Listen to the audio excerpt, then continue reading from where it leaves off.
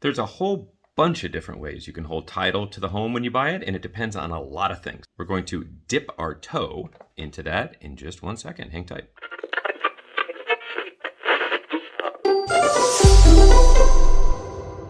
Thanks for coming into the Real Estate Minute Show. A million different ways to hold title. Well, I shouldn't say a million, a dozen, maybe less in California.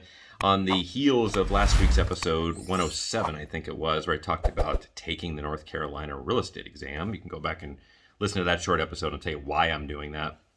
I passed, by the way. I told how difficult it was, and I passed. But we touched on joint tenancy as being one of the big differences between North Carolina and California. I thought it'd be relevant to pop on real quick on this episode to talk about the just high level different ways to hold title. Sometimes people they buy a house, they're married, husband and wife, or domestic partners, however, and they just take title as tenants in common. Okay, you may have heard that. There's a few different categories of how to hold title to a home, okay, that you're buying. One is owning it separately. Even if you're married, it could be your own separate property from inheritance or some otherwise before you were married, and you can own the property yourself, or your spouse can own it themselves, and that's how you're holding it. Jay Lieberman, without Michelle Lieberman, my wife. So that's sole ownership. Then there's joint ownership, which is married couples or partners, okay? And there's various types of that. And then there's holding it in trust, which is a trust that you have. It's a revocable trust, an irrevocable trust. I mean, you may have one. Your estate planning attorney set one up for you. So there's a few different kind of just general categories. When you get into joint ownership, that's where it gets a little confusing, because a lot of times, I shouldn't say confusing, that's where you got to pay attention a little bit more than maybe you normally would, instead of just kind of seeing it go through escrow and just responding kind of flippantly to the question of how you want to hold title. Just think about it a little bit further and talk to your professionals about it.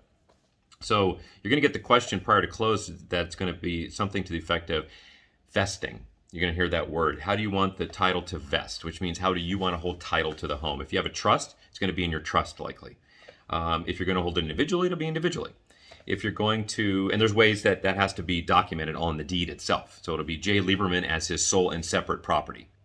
For joint ownership, though, there's a few different ways you can do it. One is tenants in common, which is the simplest way. It's that Jay Lieberman has his chunk of the property, and you could state exactly what percentage. If the percentage is not stated, it's usually generally assumed 50-50 split or even split.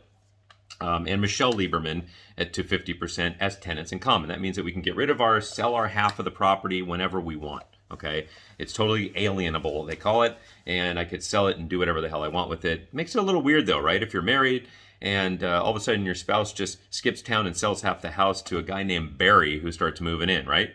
Now there is defenses to that, but I'm just saying that's just kind of odd. So a lot of times married couples will hold property as joint tenants. Now joint tenancy is another one, and joint tenancy in California is assumed to be coupled with something called the right of survivorship, which means that you hold the property together as joint tenants, and there's certain requirements to have a joint tenancy. We won't get into that. But it comes with the right of survivorship. That means that if you own it together, Jay and Michelle Lieberman as joint tenants, with right of survivorship means that if one of us passes, the rest of it automatically goes to the surviving spouse. There's no Barry moving into my house. There's another one that's a little less popular than California, which is one of the few states that has something called community property. We're a community property state, which means that there's different laws for married couples than there is in states that are not community property. And we have something called community property, or holding it as community property. So Jay and Michelle Lieberman as community property. So it has certain benefits to that, tax benefits, which is the point I'm going to make in a minute, of holding it as community property. It's still alienable, meaning one of the spouses can still dispose of their half, but you need a lot more consent between the spouses in order to do certain things that you don't if you just hold it as like tenants in common, okay? But California came up with something else, which I love, which is how I've always held our homes until we had a trust. And that is community property with right of survivorship. So it couples that joint tenancy with community property. So you get like a double benefit. Now the differences between joint tenancy and community property, which are the two most popular for married spouses or domestic partners, is that there's a tax benefit. I'm not going to get into that because I'm not an accountant, and I want you to go talk to your accountant. That's the point of this show, is go talk to your accountant about this stuff too, because you might get a step up in basis if one of the spouses dies later on, which means that the value of the house for their half goes up to the date of death, not to when you bought it. So there might be a lot of tax benefit in doing one versus the other. So I just wanted to bring those to your attention, that there are a lot of options. You should think about it and talk to the professionals a lot more than maybe you have in the past about it, because it's important, and it may cost you a lot less money or more money in taxes depending on who you consult. Have a great week. We'll see you next week on the show. Thanks for tuning in.